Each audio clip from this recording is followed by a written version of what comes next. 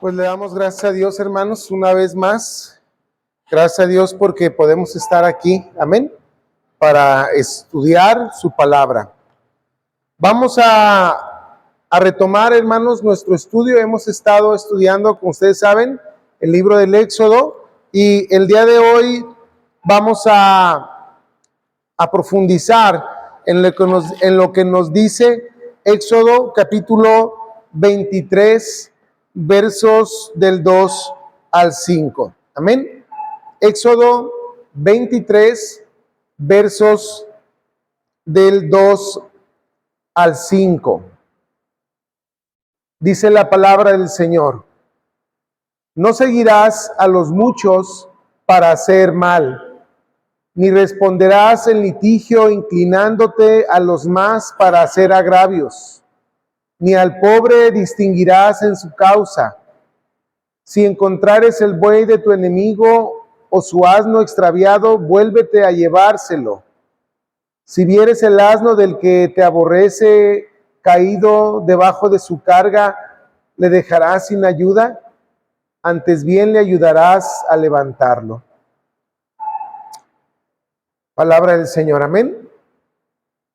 Cuando nosotros comenzamos a leer, hermanos, todos estos preceptos, todas estas leyes, todos estos mandamientos, pues tienen que ver con la intención de comunicarnos Dios cómo Él quiere que nosotros vivamos.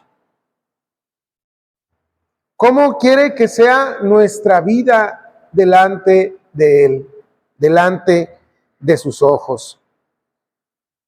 Y aquí nos habla acerca de cómo debe ser nuestra relación, nuestra conducta en relación con nuestras amistades, en relación con quien yo estoy relacionándome y cómo y para qué me relaciono. Vean ustedes, el verso 2 dice: no seguirás a los muchos para hacer, ¿qué? Para hacer mal. Esto tiene que ver con cómo yo me voy a relacionar con los demás y para qué me voy a relacionar. Mis amistades. ¿Con quién te relacionas, hermano, y para qué te relacionas? ¿Con quién te juntas y para qué te juntas? ¿Qué propósito hay en reunirte con tus amigos, con tus compañeros, incluso con tu familia? ¿Cuál es el fin? ¿Cuál es el propósito? ¿Para qué te reúnes con ellos? Aquí la advertencia es: no te unas con los demás para hacer maldad, para cometer actos que van en contra de la voluntad de Dios. Y es que fíjense, a veces el reunirnos, el juntarnos, el estar en bolita, como que nos anima a hacer cosas que a lo mejor solos pues no nos animamos, ¿verdad? Entonces, en ese sentido, Dios nos dice: oye, no seguirás, no te reunirás, no estarás reunido con otros para hacer las cosas. Dice aquí claramente: no seguirás a los muchos para hacer mal. Como si entre la multitud nos pudiéramos perder. Aún de las autoridades humanas, es difícil que aún entre la multitud alguien se esconda. Hace años hubo un atentado en el maratón de la ciudad de Boston, en Estados Unidos. A alguien se le ocurrió llevar unas bombas y las hizo estallar. Y entre la multitud se quiso hacer pasar. No tengo claro el dato de cuánto tiempo tardaron en encontrarlo, pero lo encontraron. Dieron con la persona.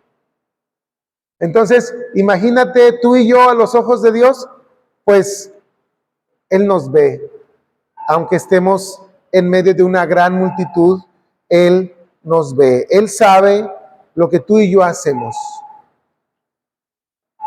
Ahora, debemos de entender algo. Por nuestra naturaleza, o sea, tú y yo debemos de ser conscientes que llevamos sobre nosotros una naturaleza pecaminosa, una naturaleza caída. Y por esa naturaleza pecaminosa y por esa naturaleza caída, ¿qué ocurre?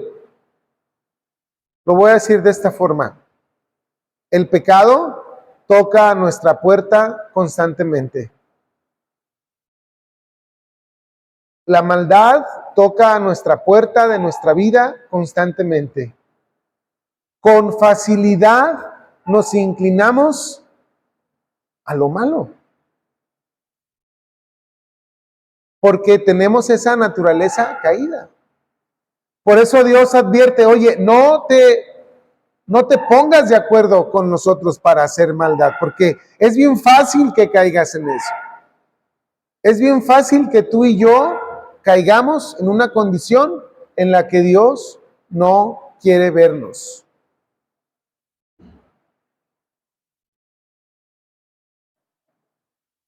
No sé si tú te habías puesto a pensar en ello. Es bien fácil. ¿Por qué? Porque tenemos esa naturaleza caída. Ahora, efectivamente, Dios sabe que tenemos esa condición. Dios conoce cuál es nuestra condición en esa naturaleza caída. Él mejor que nadie lo sabe. Él mejor que nadie está consciente de que tú y yo muy fácil nos inclinamos hacia el mal. Muy fácil caemos en situaciones de pecado. Pero Él ha establecido un medio por el cual tú y yo podemos superar esa situación. Fíjate cómo lo expresa Dios en su palabra en el Salmo 1. Salmo 1. Vamos a ver qué dice el Salmo 1. Y fíjate cómo tiene mucha relación con esto que expresa el libro del Éxodo. Salmo 1. ¿Ya lo tienes? Fíjate, nada más vamos a leer ahorita esta primera parte, el verso 1. Salmo 1, verso 1. Fíjate lo que dice la Escritura. Dice, bienaventurado el varón que no anduvo en consejo de malos, ni estuvo en camino de pecadores, ni en silla de escarnecedores se ha sentado. O sea, Dios llama bienaventurado a aquel que toma una decisión delante de Dios de apartarse. Aquí lo menciona en tres características, en tres situaciones. En consejo de malos, en camino de pecadores y en silla de escarnecedores. En la literatura hebrea y sobre todo en la poesía, en los primeros párrafos o en el primer párrafo se establece una idea, una condición, un concepto. Y para reforzar esa idea y ese concepto, en los versos siguientes se repite, como aclarando a qué se refiere. Bienaventurado el varón que no anduvo en consejo de malos. Y alguien podría decir, ¿qué es consejo de malos? Fíjate, la palabra consejo aquí se aplica al siguiente punto. Consejo se refiere a una junta, a una reunión, a una asamblea, a un grupo de personas que se reúnen con un propósito. Por ejemplo, las empresas tienen algo que se llama su consejo de negocios o su consejo de administración. Se le llama consejo a la reunión de todos los que están ahí. En las escuelas hay algo que se llama consejo técnico escolar. Se reúnen los maestros, los directivos y toman acuerdos en conjunto para una situación de su escuela. Aquí la Escritura dice, bienaventurado el varón que no anduvo en consejo de ¿qué? De maldad. En una reunión que tenía un fin de ¿qué? De hacer algo malo. Es bienaventurado aquel que se aparta de esas cosas. Es bienaventurado aquel que pinta su raya, por así decirlo, y dice, yo en esto, yo mejor no. Oye, que mira, vamos a reunirnos, dices, no, mejor no. Y no hablamos aquí de situaciones, hermano, que tienen que ver con, por ejemplo, alguien podría decir, bueno, pues yo no voy a los bares, hermano, yo desde que me convertí a Cristo, yo ya no voy a un bar. Ah, pues gloria a Dios, qué bueno que ya no vayas a un bar. Pero, si tú en el comedor de tu trabajo te sientas con otros a criticar, literal, a comerse a los otros, aunque no estés en un bar, estás en un consejo con un propósito malvado.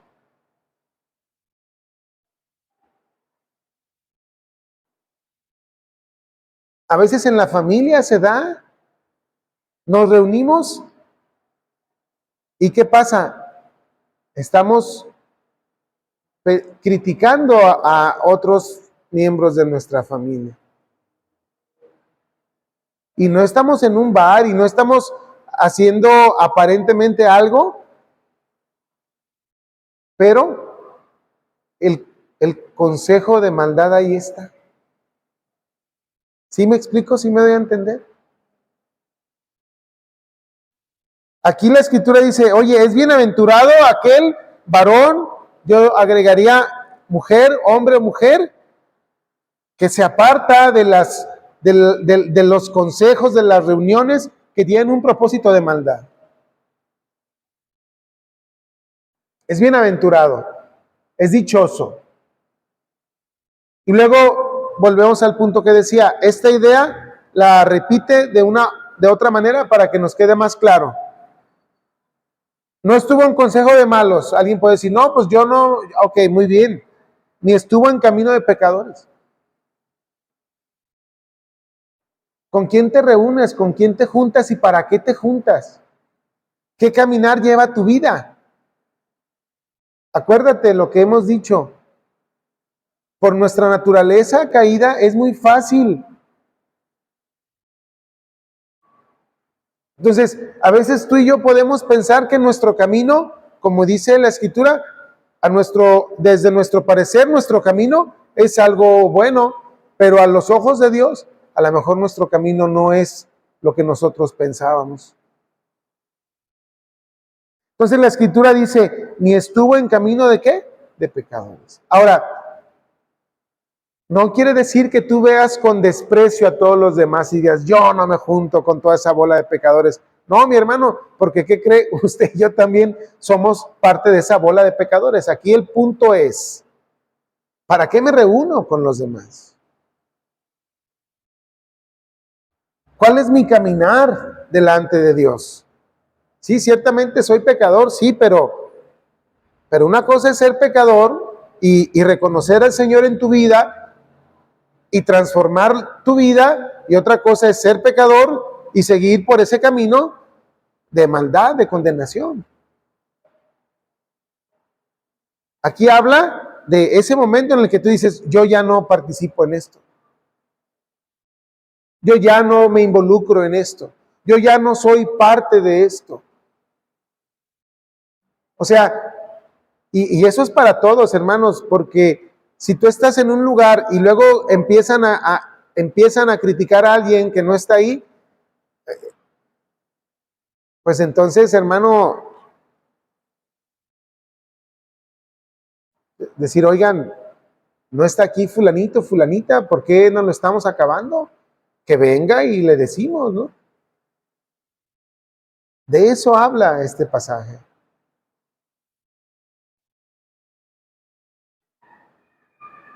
Ni en silla de escarnecedores se ha sentado. ¿Con quién te sientas a la mesa y para qué te sientas a la mesa? Mira, yo estoy de acuerdo que obviamente en tu trabajo o en tu familia, no todos son creyentes, no todos son cristianos. Yo casi estoy seguro que tú eres el único creyente ahí en donde estás.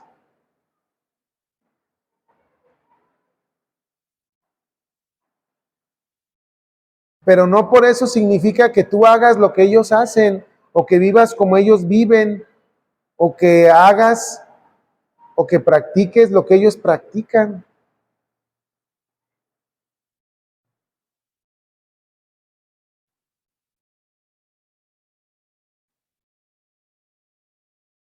O sea, ni en silla de escarnecedores se ha sentado.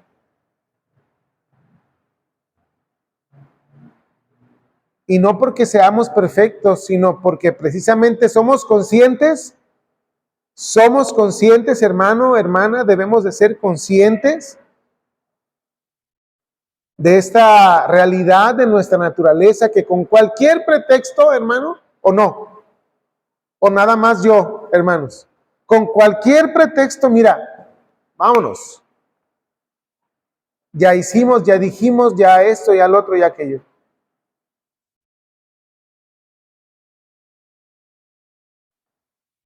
Por eso la escritura llama bienaventurado aquel que es consciente de esa debilidad, de esa necesidad y se aparta y no forma parte de ello. No porque sea especial o no porque sea mejor, sino porque es consciente de que eso le puede arrastrar a una condición que después va a ser un problema. Hermanos, seamos conscientes. Ahora,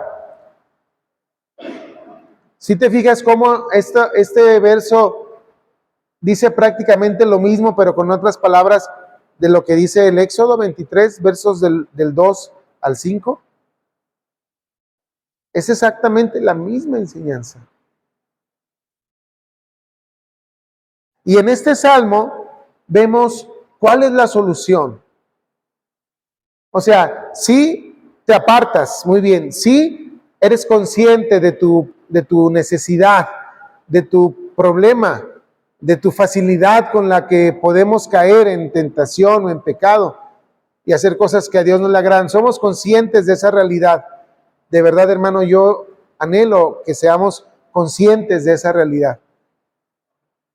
Que no ignoremos la clase de naturaleza que hay en nuestra vida.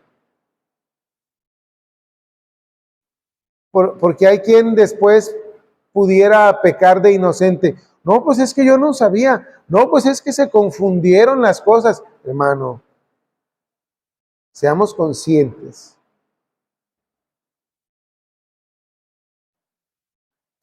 El verso 2 del Salmo 1, ¿qué dice?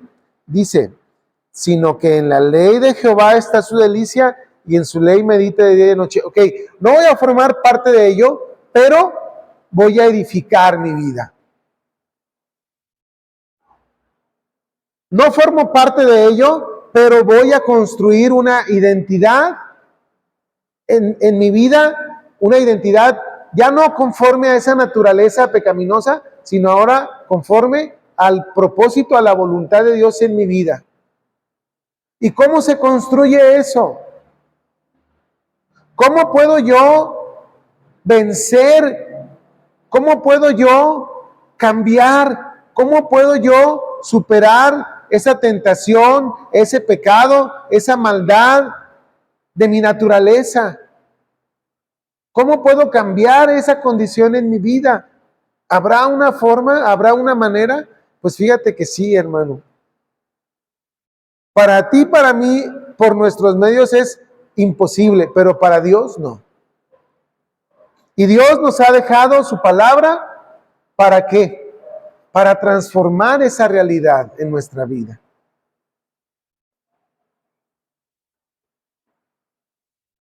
Su palabra tiene el poder de perfeccionar nuestras vidas.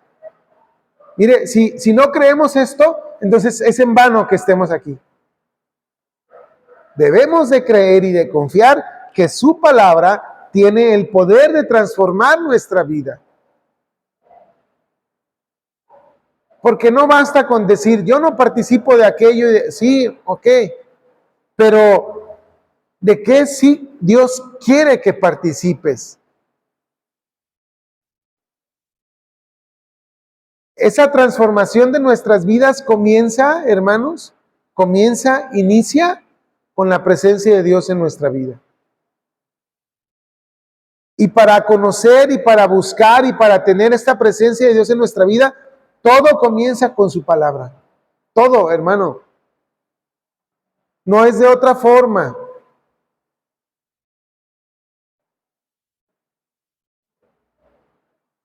Y vea, dice, sino que en la ley de Jehová está, ¿qué? Su delicia. Hermano, fíjate lo que nos dice aquí la Escritura. La lectura de la palabra de Dios debe de ser un ¿qué? Un deleite.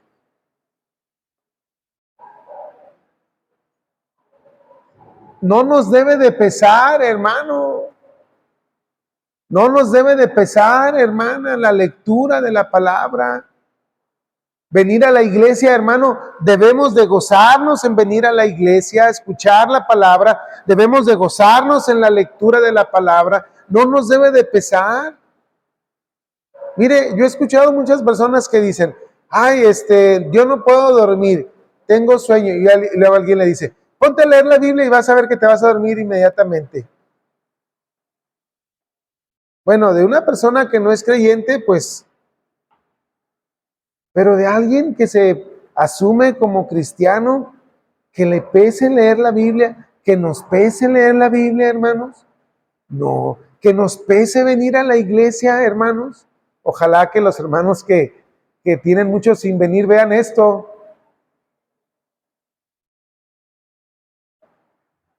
De verdad. Sí, no nos inviten a unos 15 años, a una alberca, a un paseo, porque miren, mi hermano, saca uno dinero, tiempo y fuerzas de donde sea. Pero dices, ir a la iglesia, de verdad, hermano. Digo, a los que están aquí, pues gloria a Dios que estamos aquí.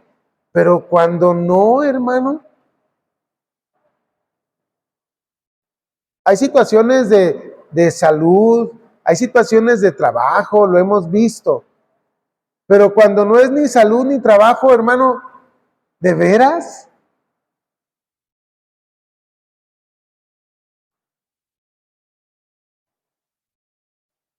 Entonces, debemos de deleitarnos. Debe ser un disfrute.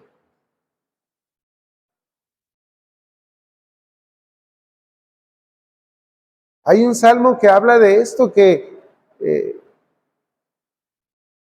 prefiero un día dentro de tu casa a 1000 fuera de ellos, ¿verdad? Sí lo han.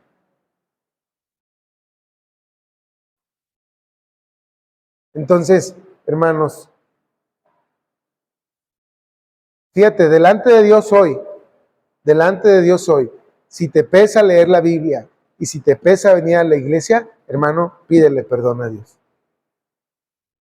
Dile, Señor, te pido perdón porque en mi carne me pesa venir a la iglesia. Porque en mi carne me pesa leer tu palabra. Y no porque haya competencias de lectura de la palabra, sino, hermano, cuando leemos la palabra, fíjate bien lo importante. Dios construye una nueva naturaleza en tu vida, una nueva identidad. Te da sabiduría, te da entendimiento, pero sobre todo, hermano, fíjate bien, la escritura nos enseña que la fe tiene su origen en la palabra de Dios. Y la escritura también nos dice que sin fe es imposible, ¿qué? Agradar a Dios.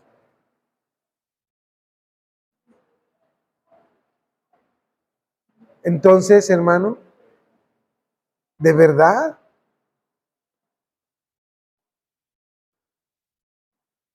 debe ser un deleite, debemos de disfrutar la lectura de su palabra, el congregarnos, el reunirnos. Mira, hermano, si ya no te quieres congregar aquí, ok, está bien, gloria a Dios, hay muchas iglesias cristianas, gloria a su nombre, pero reúnase, congréguese, hermano. Reúnase, congréguese. Porque ¿cómo entonces? Pero sobre todo, hermano, deleítese en su palabra, porque luego también pasa esto. Decimos, bueno, yo leo la Biblia en mi casa. Ah, muy bien. Pero y luego no se congrega. No, ahí hay un problema, porque la Escritura dice que te congregues. O luego hay quien dice, no, es que yo ya me congregué.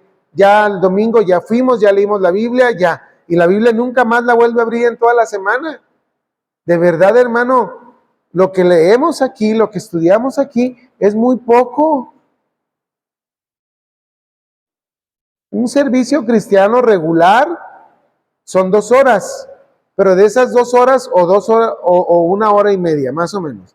Pero de esas 2 horas, 1 hora y media, hay un tiempo de oración, hay un tiempo de alabanza, hay un tiempo de la meditación de la palabra y hay un tiempo de ofrendas y avisos y todo esto.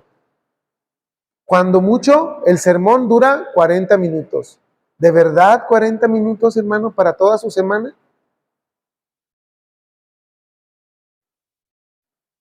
Debemos de reconocer.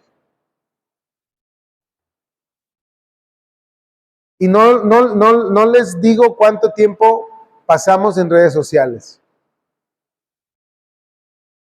Fíjate, nada más ahí está muy dispareja la cosa. O en la televisión, por ejemplo, ¿no? O en la plática, o sea, en lo que tú quieras. Y porque a lo mejor hay quien dice, no, pues yo no tengo problema de redes sociales, yo ni tengo. Bueno, está bien. Entonces, hermanos, qué importante es deleitarnos. Ahora, dice la Escritura que su palabra la tenemos que meditar. Porque luego no se trata, vuelvo al punto, de competir. Hoy leí 10 capítulos. Ah, muy bien, y a ver, platícame, ¿qué te dejaron esos 10 capítulos? No, pues quién sabe, yo los leí nomás porque no me quiero atrasar. No, sí, pero ¿qué te dejaron? Meditar, hermano, implica hacer una reflexión de lo que estoy leyendo. Y mira, quiero compartirte 3 preguntas. Si puedes anotarlas, anótalas. 3 preguntas que te van a ayudar a de verdad lograr una meditación correcta de la palabra. Cuando digo meditar, no lo digo en el sentido de las religiones orientales de voy a meditar y así. No, no es esa la meditación. La meditación de la palabra de Dios tiene que ver con una reflexión de lo que estás leyendo ahí. Comienza a leer y detente y reflexiona. Piensa lo que estás leyendo. 3 preguntas. Primero, ¿qué dice? ¿Qué dice la Escritura? Porque luego, fíjense, partimos de una idea supuestamente de lo que la Biblia dice, pero eso no dice. ¿Qué dice la Escritura? ¿Qué dice lo que estás leyendo? A ver, vuélvelo a leer. ¿Qué dice? No lo que te imaginas, porque a veces nos imaginamos cosas. No, ¿qué dice? Así puntualmente, ¿qué está escrito? Una vez que revisas, dice, y en su ley medita de día y de noche. Por ejemplo, aquí dice, y en su ley medita toda la noche. ¿Así dice? No, dice, y en su ley medita de día y de noche. ¿Sí me explicó? ¿Qué dice puntualmente? ¿Qué palabras usa? Lo debo de registrar. Esa es la primera pregunta. La segunda pregunta, ¿qué significa eso que estoy leyendo? Debe de haber un significado porque por algo está escrito. Lo que está escrito tiene un significado. ¿Qué significa? Voy al diccionario, hay una palabra que no entiendo. Voy al diccionario.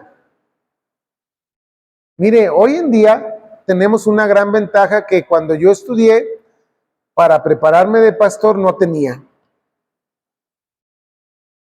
¿Qué cree? Pues el internet, hermano. Hoy en día usted con su teléfono celular puede acceder a un acervo de diccionarios bíblicos que en mis tiempos de estudio yo tenía que comprar para poder estudiar.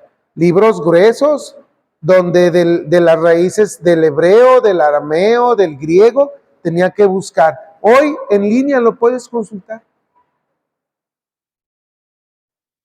¿Qué significa la palabra meditar según el Salmo capítulo 1, verso 2? Y te va a aparecer meditar esto y esto. ¿Qué significa? Luego es que hay personas que dicen, es que no le entiendo a la palabra, a la Biblia. No, bueno, pues es que tú quieres así nada más de buenas a primeras. No, es que hay que hacer esto. ¿Qué dice y qué significa lo que dice? Por ejemplo, ¿qué significa la palabra meditar? Es lo que estamos reflexionando.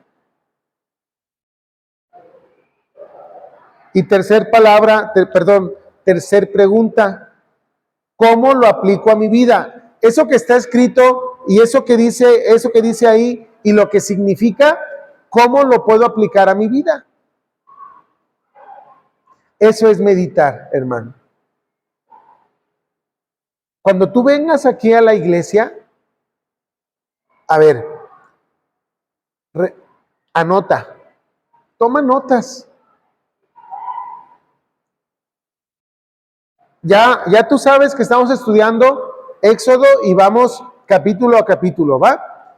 Estamos en el capítulo 23. En la semana, lee el capítulo 23 completo. Léelo y vuélvelo a leer y reflexiona, medita sobre lo que estamos estudiando. Para que cuando vengas aquí a la iglesia, no sientas que te estamos hablando de algo que no conoces. ¿Sí? Entonces, fíjate bien, hermano, el verso 2 nos habla de meditar. Ahora, el verso 3, fíjate las consecuencias de apartarte, de reconocer tu naturaleza pecaminosa y de ir a la palabra de Dios que tiene el poder de transformar esa naturaleza. Fíjate, hermano, el verso 1 nos habla de de apartarse, no juntarse con, para. El verso 2 nos habla de, en lugar de juntarte, deleítate y medita la palabra. Y el verso 3, fíjate lo que nos declara.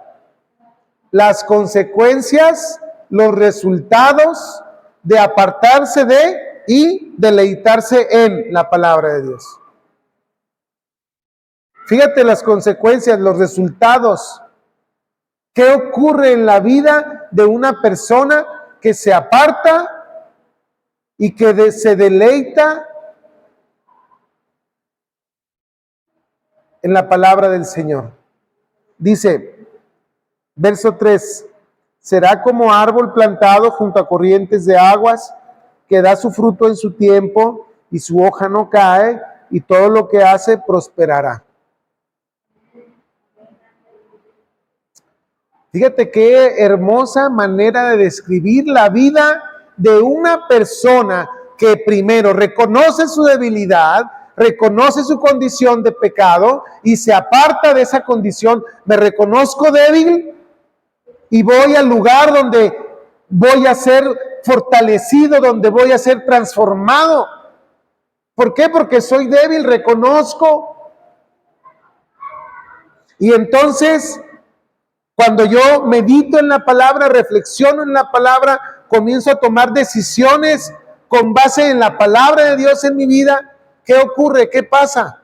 Dice la Escritura, entonces será como árbol plantado junto a corrientes de aguas. Esta analogía nos debe de llevar a pensar en nuestras vidas como un árbol. A ver, hermano, si tú fueras un árbol, hoy, ¿cómo sería ese árbol? Medio así, todo, ¿no? ¿Te has fijado cómo están los árboles debajo del sol cuando no se les pone agua? Las ramitas, ¿cómo se caídas? ¿verdad? ¿Cómo será tu vida, hermano, comparada con un árbol? Aquí dice la escritura, dice, será como árbol plantado junto a corrientes de aguas. O sea, agua no le va a faltar, alimento no le va a faltar, sustento no le va a faltar. Fíjate, hermano, lo que nos está diciendo. Cuando tú y yo leemos, meditamos en la palabra, no nos va a faltar alimento espiritual. Claro, nos sentimos agüitados, decaídos, malhumorados, deprimidos, cuando ¿qué? Cuando nos alejamos de la palabra, hermano. Eso es obvio. Pero si tú en tu vida buscas de la presencia de Dios en tu vida, te alimentas de la palabra de Dios, eres enseñado en la palabra de Dios, eres un alumno en la palabra de Dios, eres discipulado en la palabra de Dios, hermano, vas a tener alimento constantemente, fluyendo, fluyendo, fluyendo, fluyendo, fluyendo, como un árbol plantado junto a un arroyo. ¿Cuáles son las corrientes de agua? Pues un río, hermano, un arroyo. ¿Cómo son los árboles que están plantados junto a los ríos, junto a los arroyos, hermanos? Según su género, son árboles frondosos, fuertes. ¿Sus hojas están así aguadas? No, sus hojitas están así bien bonitas, ¿verdad? Vivas, verdes, y dices, ay, mira qué bonito árbol. Sus raíces, pues bien fuertes.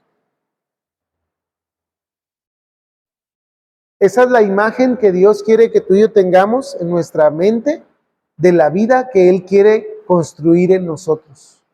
¿A partir de qué? De nuestra devoción con la palabra, de nuestra relación con la palabra. Fíjate qué interesante la analogía. Un arbolito, si no se le pone una varita para que se enderece, ¿cómo se va a ir? Chueco. Ah, hermano, pues tú y yo necesitamos esa varita. Porque si no hay esa varita, ¿qué? Nos vamos chuecos. Si no hay palabra de Dios en nuestra vida, ¿cómo nos vamos? Chuecos. Nos secamos, hermanos.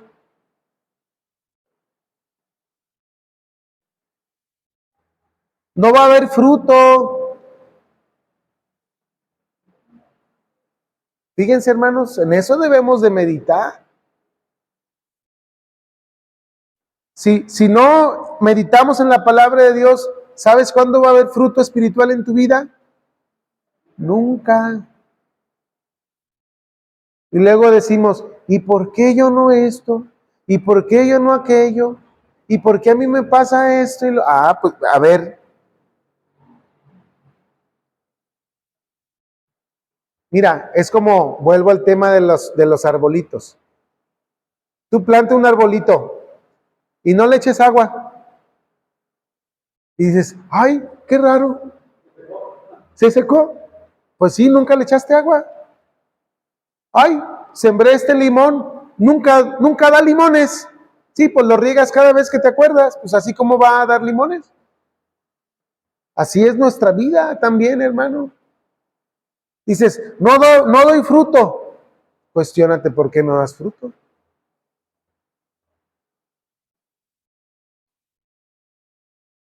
El Señor Jesús en el Evangelio, según San Juan, capítulo 15, verso 5, dice, yo soy la vid y vosotros los pámpanos.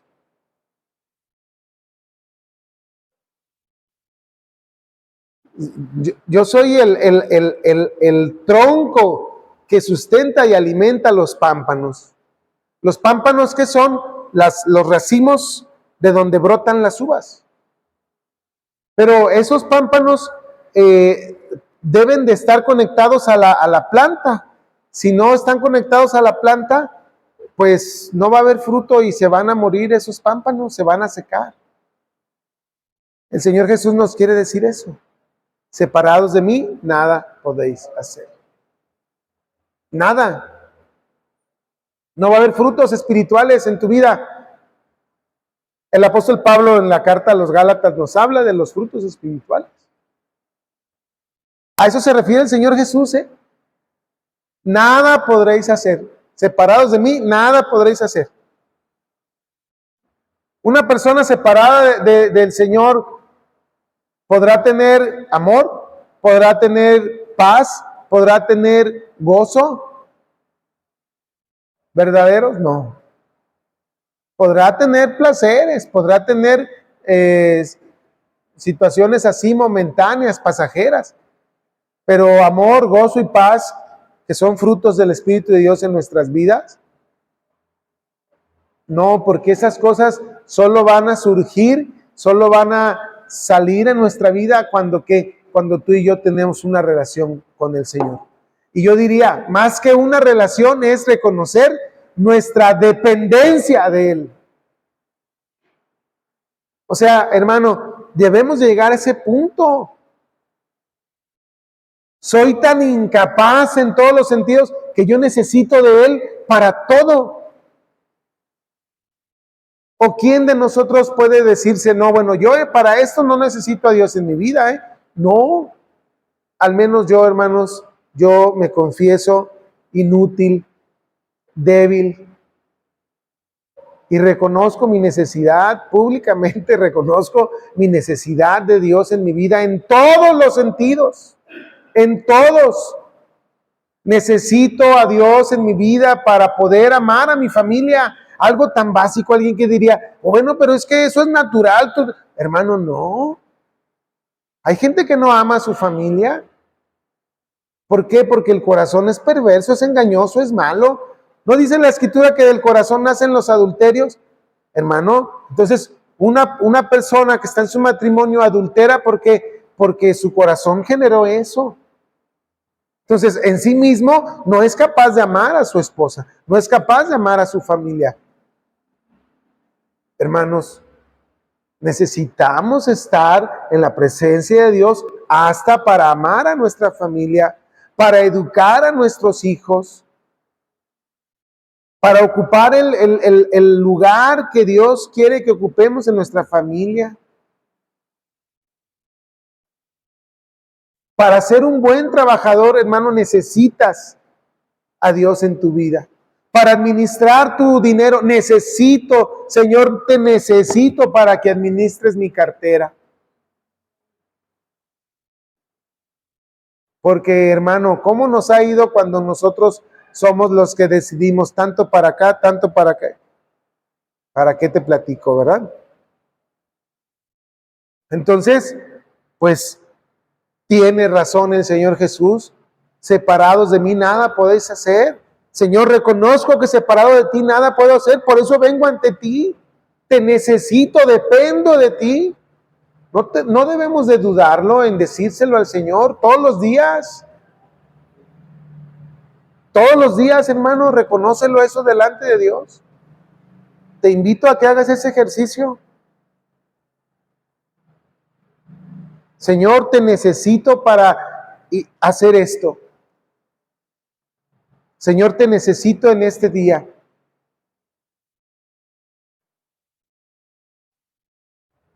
¿Verdad? ¿Por qué? Porque tú eres David y yo soy el pámpano. Dependo de ti. Para cualquier cosa, Señor, dependo de ti. Mi corazón se inclina a la maldad bien fácil. Mis pies se quieren ir por camino de pecadores, dice el Salmo 1. Mi naturaleza carnal se quiere sentar en silla de escarnecedores. Mi naturaleza se quiere juntar en consejo de maldad. Esa es mi naturaleza pecaminosa.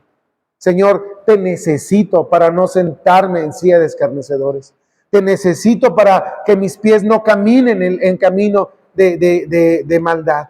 Señor, te necesito para que mi carne no anhele reunirse en consejo de maldad. Señor, te necesito. La maldad toca constantemente a nuestras vidas. Sin embargo, Dios nos transforma y fortalece a través de su presencia en nuestras vidas. Y su presencia inicia cuando le buscamos cuando le buscamos de todo corazón en su palabra. Quiero finalizar con lo que dice 2 Corintios, capítulo 5, verso 17. 2 Corintios, capítulo 5, verso 17. Y con esto terminamos. ¿Hasta dónde Dios puede transformar nuestras vidas, hermano? ¿Hasta dónde Dios puede hacer esa obra en ti y en mí? 2 Corintios 5, 17 dice: de modo que si alguno está en Cristo, nueva criatura es. Las cosas viejas pasaron, he aquí todas son hechas nuevas. Amén. Amén. Vamos a orar.